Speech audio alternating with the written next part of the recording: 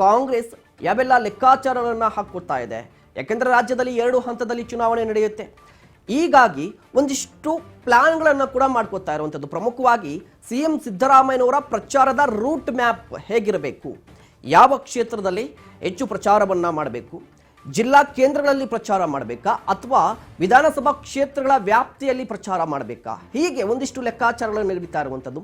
ಅದರಲ್ಲೂ ಕೂಡ ಸಿಎಂ ಸಿದ್ದರಾಮಯ್ಯನವರ ಬ್ರ್ಯಾಂಡ್ ಯಾವುದು ಅಂದರೆ ಅಹಿಂದ ಸಮುದಾಯವನ್ನ ಸೆಳೀಬೇಕು ಅಂದರೆ ಸಿಎಂ ಸಿದ್ದರಾಮಯ್ಯನವರ ಫ್ಯಾಕ್ಟರ್ ವರ್ಕ್ ಆಗಬೇಕು.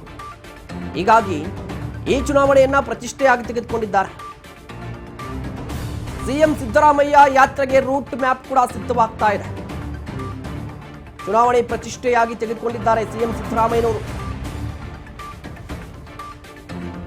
ಯಾಕಂದ್ರೆ ಈ ಬಾರಿಯ ಚುನಾವಣೆ ಸಿದ್ದರಾಮಯ್ಯನವರಿಗೆ ಪ್ರತಿಷ್ಠೆ ಯಾಕೆ ಅಂದ್ರೆ 2ನೇ ಬಾರಿ ಸಿಎಂ ಆಗಿದ್ದಾರೆ. ಕಾಂಗ್ರೆಸ್ನಲ್ಲಿ ಯಾರು ಕೂಡ ಈ ರೀತಿಯ ಅವಕಾಶವನ್ನ ಪಡೆದಿರಲಿಲ್ಲ.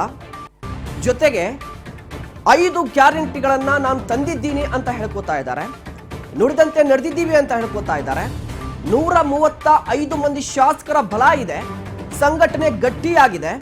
ಇಷ್ಟೆಲ್ಲ ಅಡ್ವಾಂಟೇಜ್ಗಳಿದ್ರೂ ಕೂಡ ಸಿಎಂ ಸಿದ್ದರಾಮಯ್ಯನವರು ಮುಖ್ಯಮಂತ್ರಿಯಾಗಿ ತಮ್ಮದೇ ಪಕ್ಷದ ಅಭ್ಯರ್ಥಿಗಳನ್ನ ಗೆಲ್ಲಿಸ್ಕೊಂಡು ಬರಲಿಲ್ಲ ಅಂದ್ರೆ ಅದು ಹೈಕಮಾಂಡ್ ನಿಟ್ಟಿನಲ್ಲಿ ಯಾವ ರೀತಿಯ ಮೆಸೇಜ್ ಪಾಸ್ ಆಗಬಹುದು, ಈ ಆತಂಕ ಕೂಡ ಇರುವಂಥದ್ದು ಇಲ್ಲಿ ಸಿಎಂ ಸಿದ್ದರಾಮಯ್ಯನವ್ರಿಗೆ.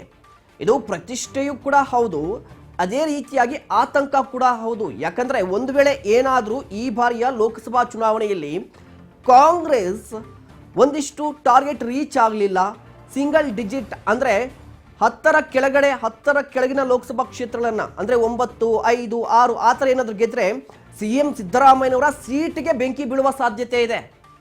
ಯಾಕಂದ್ರೆ ಇಷ್ಟೆಲ್ಲ ಅಡ್ವಾಂಟೇಜ್ ಇರುವಂಥದ್ದು, ಇಡೀ ದೇಶದಲ್ಲಿ ಎಲ್ಲೂ ಇರದ ಅಡ್ವಾಂಟೇಜ್ ಕರ್ನಾಟಕದಲ್ಲಿ ಕಾಂಗ್ರೆಸ್ಗೆ ಇದ್ರೂ ಕೂಡ ಸಿಎಂ ಸಿದ್ದರಾಮಯ್ಯ